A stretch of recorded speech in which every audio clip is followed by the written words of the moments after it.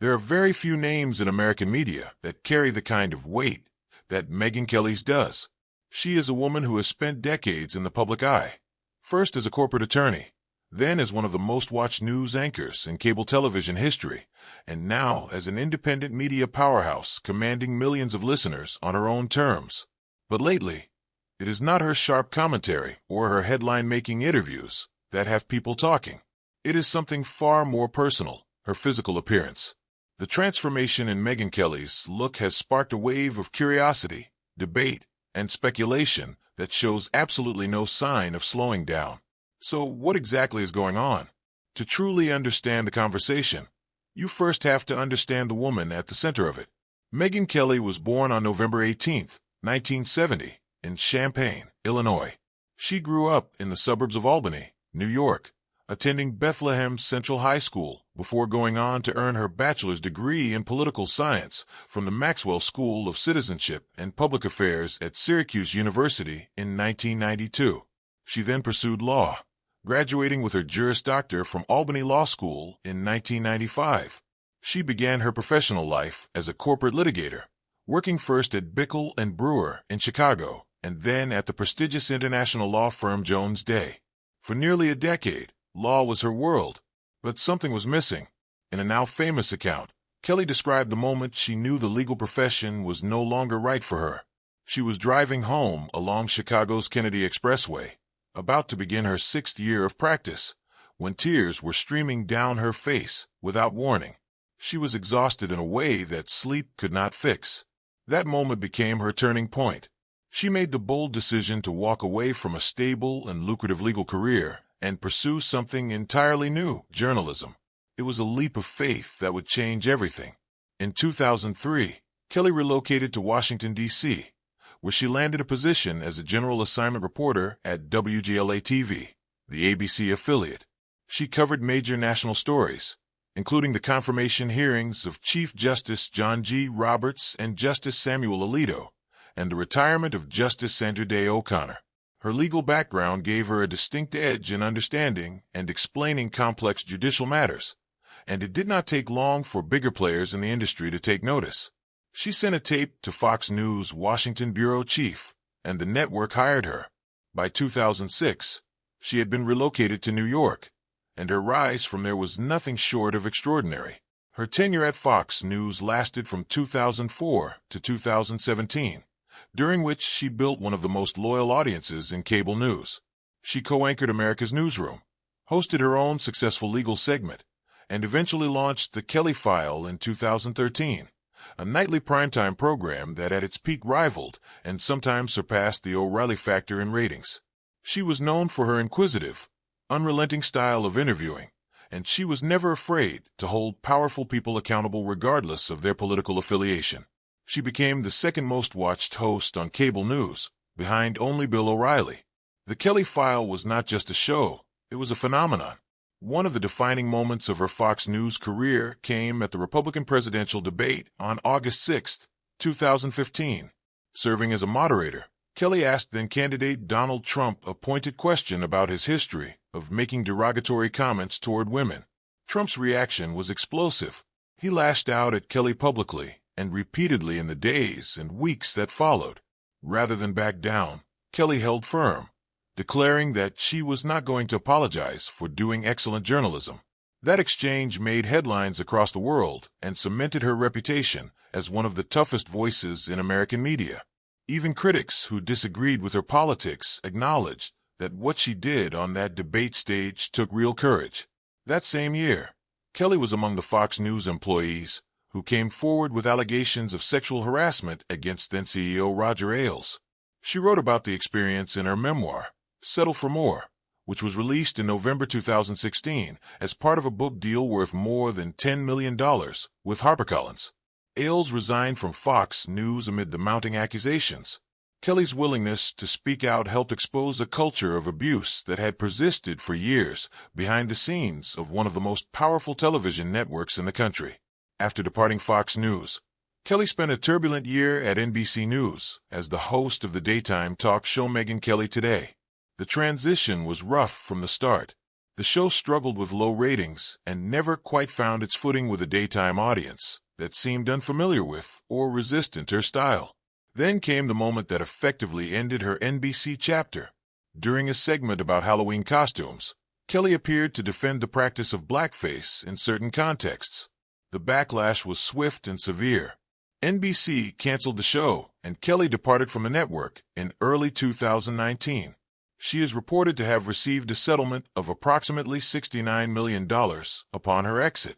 Rather than disappear into obscurity, Kelly reinvented herself once again. She has been hosting The Megyn Kelly Show, a news, opinion, and commentary podcast, since 2020, after founding her own independent production company, Devil May Care Media. The show has grown into a genuine media powerhouse. Her daily podcast attracts millions of subscribers, and in 2025, she expanded further by adding a morning news briefing and launching MK Media, a video and audio podcast network designed to amplify creators and journalists across news and entertainment. Far from being sidelined by her controversial departure from legacy television, Kelly has become one of the leading figures in the independent media revolution. But it is her physical transformation that has dominated public conversation in recent months, and the debate surrounding it is layered and complicated. Megyn Kelly has become a well-known figure in conservative media thanks to her lengthy on-air career, and like anyone, her appearance has changed over the years. But recently, Kelly's face has appeared more altered than usual, and it has left many people wondering what has happened behind the scenes. The questions began circulating on social media platforms, with users on X, formerly Twitter, openly speculating about what might explain the visible changes in her facial structure. One person posted a question that seemed to be on everyone's mind. Does Megyn Kelly have Ozempic face or something? She looks different. The term Ozempic face refers to a very real medical phenomenon. When a person loses weight rapidly, particularly through the use of GLP-1 weight loss drugs like Ozempic or Wegovy, the fat in the face depletes faster than the skin can contract, leaving a more gaunt, hollow, and aged appearance. People have been posting on social media for months about their theories that Kelly was an Ozempic user based on her look.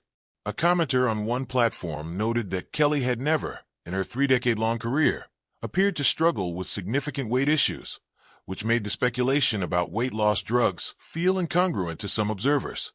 Kelly herself has never publicly confirmed or denied using Ozempic or any similar medication. What she has done is speak extensively about weight loss drugs, though always in reference to others. Kelly discussed Oprah Winfrey's revelation that she had been using a weight loss drug, and on another occasion, she spoke with a doctor who argued that people taking these medications might be getting thinner, but were not necessarily getting healthier. In one particularly blunt segment, Kelly said on her show that she missed the old Oprah, describing her as genuine, and suggested that the thinner, post-drug Oprah had lost something essential, her authenticity, along with the weight. What is known is that Kelly has, separately, spoken openly about the F-Factor diet as a method she has used to manage her weight over the years. The F-Factor diet, created by dietitian Tanya Zuckerbrot, promotes high-fiber foods like fruits, vegetables, whole grains, and legumes, and is designed as a balanced approach that focuses on nourishing the body rather than depriving it. Kelly has credited this approach with helping her feel satisfied without obsessing over calorie counts or extreme restrictions, and she has been vocal about the fact that sustainable lifestyle habits, rather than dramatic interventions, have been at the core of her approach to health. She has acknowledged in interviews that she did not rely on heavy gym sessions as a weight loss strategy, but instead focused on changing her relationship with food. What makes the conversation about Kelly's transformation particularly interesting is the irony layered within it. Here is a woman who has been among the most vocal critics of the Ozempic trend in celebrity culture, watching and commenting on the increasingly gaunt appearances of stars who appear to have taken weight loss too far. Kelly has openly expressed concern about the alarming weight loss trend she has observed in Hollywood and political circles, saying that in the most extreme cases, she wonders where the medical professionals are. She has used her platform to question whether certain celebrities are in genuinely unhealthy territory. And yet, at the same time, the public is turning the same scrutinizing lens on her. This is, perhaps, the most human part of the entire story. Megyn Kelly has spent her career being the one asking the hard questions. She has always been comfortable in the role of the observer, the commentator, the one holding others accountable. Now she finds herself on the receiving end of that very same public curiosity, and it is a position she has not explicitly addressed. Whether her changing appearance is the result of natural aging, dietary changes, exercise habits, cosmetic procedures, weight loss medication, or simply the unforgiving eye of high-definition cameras and social media scrutiny, no one outside her inner circle knows for certain. What is undeniable is this: Megyn Kelly remains one of the most compelling figures in American media. She walked away from a lucrative law career to become a journalist. She built herself into a cable news titan.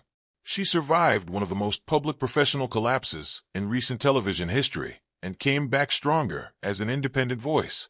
Her success in podcasting, defying expectations after her NBC exit, underscores the broader shift toward independent media platforms that is reshaping the entire industry.